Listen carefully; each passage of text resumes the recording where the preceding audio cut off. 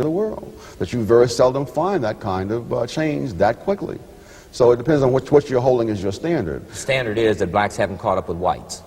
What whites haven't stood still.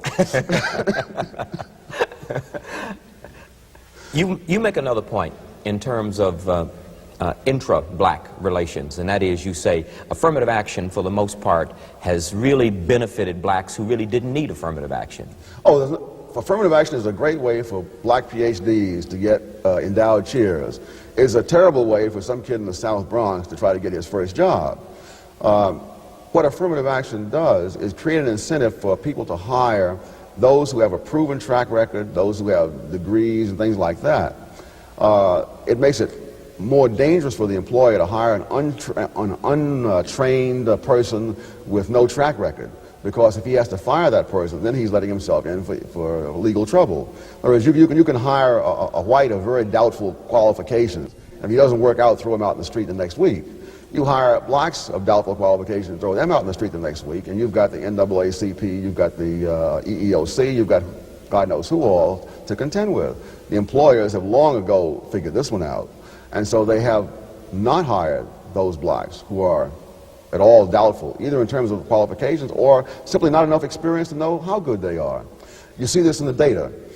Blacks who have education and who have experience have been moving up on whites, and in some cases overtaking whites.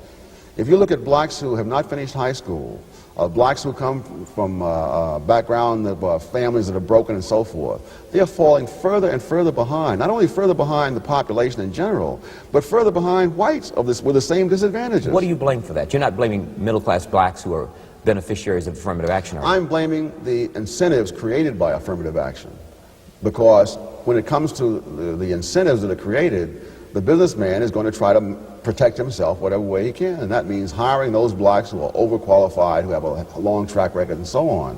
And that's what all the data show, that for example, black couples where the husband and wife are both college educated now make more money than white couples where the husband and wife are both educated. But the black female-headed family has lost real income in absolute terms over the past several years, and has fallen further behind white female-headed families.